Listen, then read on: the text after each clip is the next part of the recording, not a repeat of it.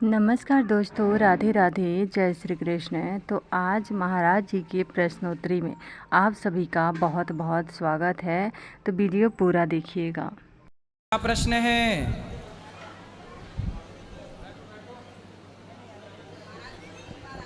गुरुजी राधे राधे। जी गुरुजी हम आपके गुरुकुल में पढ़ना चाहते हैं। पढ़ो, बात कर लेना।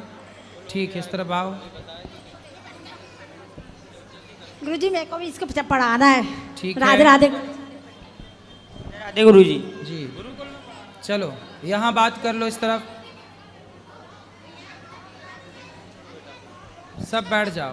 राधे राधे गुरुजी। जी जैसे कि आपने आज कहा था कथा में कि शिव जी ने पार्वती जी का त्याग कर दिया था, तो फिर जब वो सती माता जब जलने लगी थी तब शिव जी ने क्यों उठाया था पार्वती? वो तो देखो अपना धर्म पूरा कर रहे थे, कर्तव्य त्यागने का मतलब ये छोड़ी कि अब तुम्हें देखेंगे भी नहीं। ठीक है, राधे राधे गुरुजी। अलग त्याग की परिभाषा आपको समझनी पड़ेगी। वहाँ दो गुरुजी राधे राधे। सब गुरुजी, बैठो। कुछ लोग ये कहते हैं कि स्वर्ग और नरक जो है ऊपर है, कुछ लोग कहते हैं कि नहीं, व्यक्ति यहीं पर जाता है देख के। यहाँ भी है, वहाँ भी है, दोनों जगह है। कैसे सब? आपको कहाँ वाले में जाना है? यहाँ वाले में कि वहाँ वाले में? कहाँ पर है, कहाँ पर गुरुजी? सरकारी हॉस्पिटल जाना, जर्नल वार्ड चले जाना, वो आपको नर्क का डेमो मिल जाएगा। हॉस्पिटल क्या है? नरक है गुरुजी। नर्क है।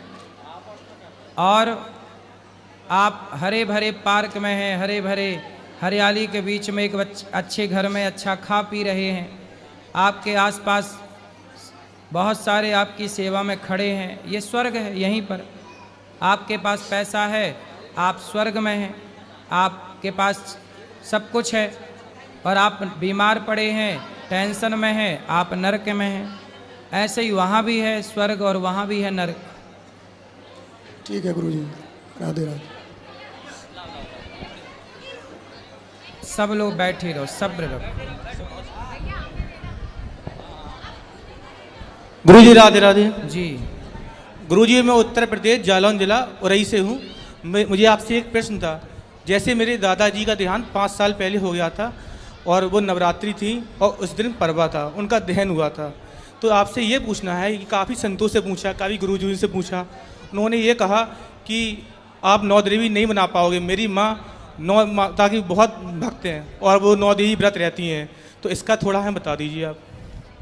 तो मनाओ ना नवरात्रि, क्या दिक्कत है? नहीं, कुछ संत ने कहा कि जिस दिन परवा हुई थी उस दिन देहांत हुआ, परवा में अग्नि दहन करी थी, तो उसके बाद उन्होंने ये कहा कि उस दिन आप नहीं बना पाओगे, 9 दिन आपकी खोटी हो गई हैं, या फिर ऐसा कहते हैं, पर ऐसा कोई प्रमाण नहीं है इस बात का। भाई मरेगा आदमी, किसी ना किसी दिन तो मरेगा,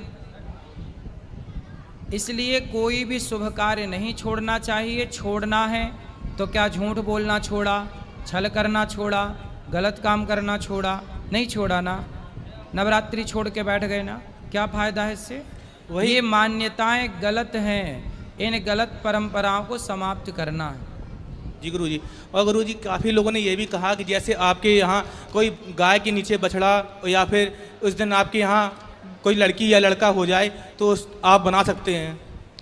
कहते ऐसा है, लेकिन इन बातों को भी प्रमाण नहीं है, मनमुखी बातें हैं, कुछ भी कह दो आप। इसीलिए गुरुजी आपके पास आए थे, आपसे ये इसलिए कोई भी त्योहार बंद ना करो। एकादशी, रामनवमी, जन्माष्टमी, नवरात्रि सब मनाओ। जी गुरुजी, धन्यवाद गुरुजी, चरण स्पर्श गुरुजी। ये पीली मैया को दो, आगे बैठी पीली मैया। सब बैठो भाई, सब्र रखो। गुरुजी राधे राधे। हाँ आपके चरणों में मेरा कोटि कोटि प्रणाम जी। मेरा प्रश्न ये है कि मेरा बहुत मन कर रहा था कि मैं भागवत करवाऊं, पोथी पाठ कराऊं, पर मेरा छोटा बेटा इतना आज्ञाकारी है, उन्होंने कह दिया था कि करा लो। तो ये बताओ मैं कब करा लूं? जब आपका मन हो अगली बार में करा लेना। 6 जून से। 6 जून से है, तो यही पूछना था मुझे। सही। गुरुदेव प्रणाम। गुरुदेव, हमारा एक प्रश्न ये है, जैसे मंत्र जब से शरीर मन शुद्ध हो जाता है तो तन बहुत ज़्यादा अशुद्ध हो चुका है, जैसे कि बहुत सारे कर्म बुरे कर्म हो गए हैं, वो कैसे शुद्ध हो? कोई भी पाप हो जी, भगवान की शरण में जाते ही अब वो गलतियां ना करना, अब वो पाप ना करना। भगवान की शरण में जाते ही व्यक्ति निष्पाप हो जाता है। आत्मसमर्पण कर दीजिए, सब सही होगा। जी गुरुदेव, भगवान एक और प्रश्न है, जैसे कि क्या एक ही गोत्र में शादियां हो सकती हैं? नहीं होंगी, यदि नहीं करें तो अच्छा है। जी जी, धन्यवाद।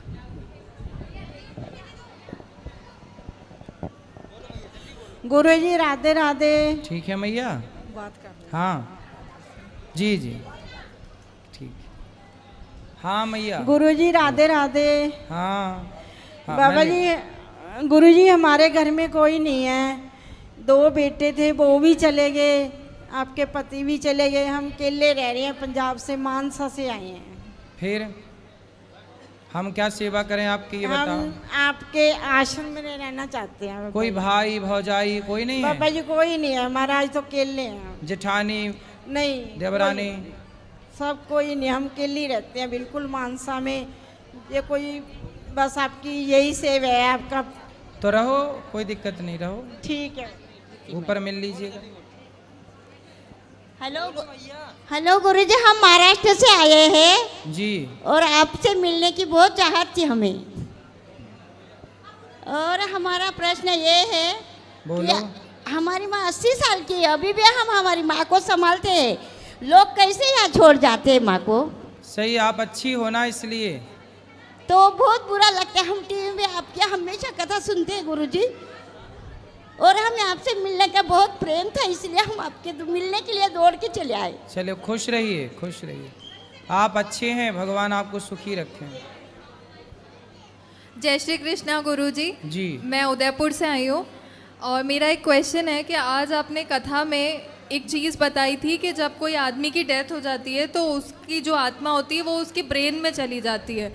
तो जब हम 13 दिन तक दुखी हो रहे होते हैं, रो रहे होते हैं, तो क्या उन्हें वो चीज़ फील होती है या उन्हें पता चलता है कि हाँ ये सब कुछ हो रहा है?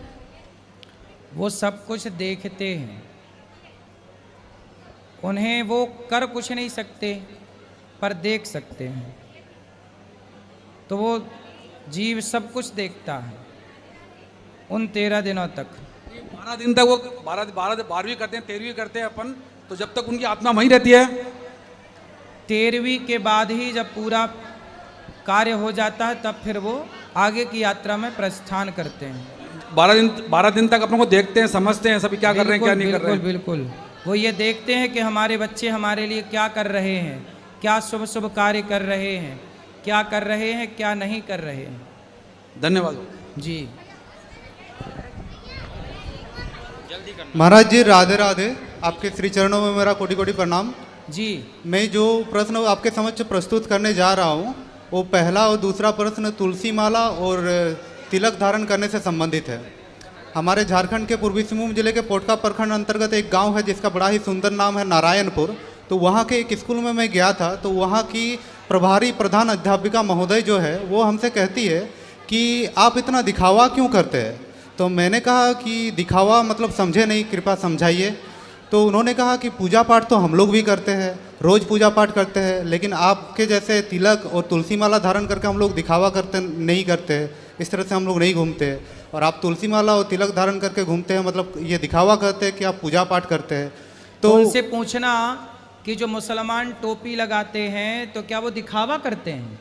जी महाराज। भाई मुसलमान तो कभी नहीं कहता किसी दूसरे मुसलमान को कि तुमने टोपी लगाकर दिखावा किया। जी महाराज। जब मुसलमान टोपी लगाते हैं तो हिंदुओं को तिलक लगाने में, तुलसी की माला पहनने में दिक्कत क्या है?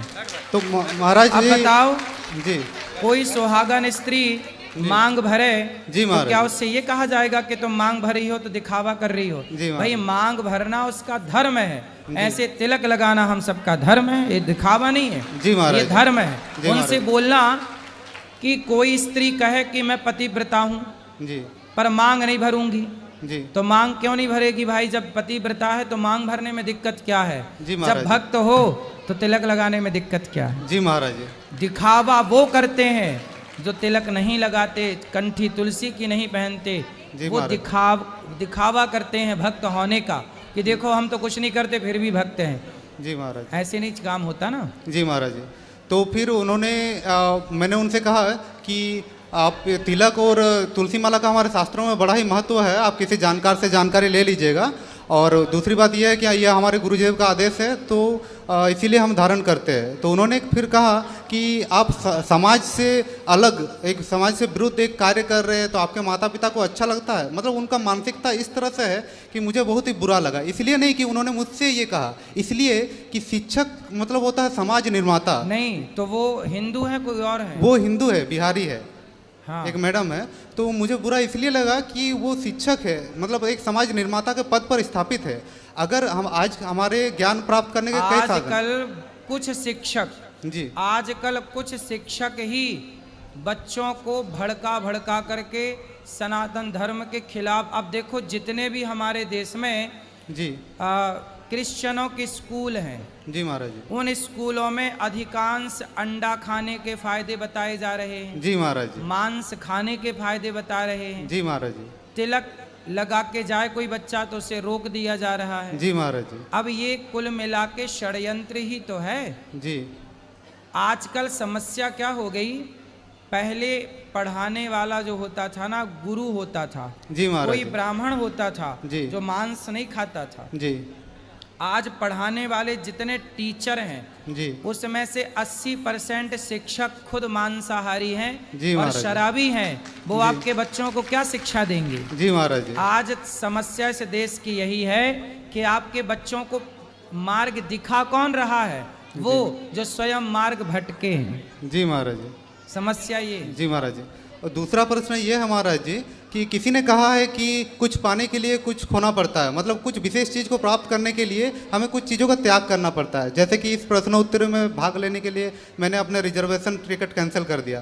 तो ऐसा है कि कुछ लोग कुछ बिना खोए ही सब कुछ पा लेना चाहते हैं। जैसे कि तुलसी माला और तिलक धारण करने के कई फायदे हैं, लेकिन कुछ लोग चाहते हैं कि वो फ़ायदा भी मिले हमें और हम सारा जो अशुद्ध चीज़ें हैं उन सबको भी ग्रहण करें, खाए जो जिसको नहीं खाना चाहिए, जैसे कि मांस मछली हो गया। तो उन लोगों के प्रति क्या मतलब आप अपना निवेदन है कि आप अपना मत प्रस्तुत करें।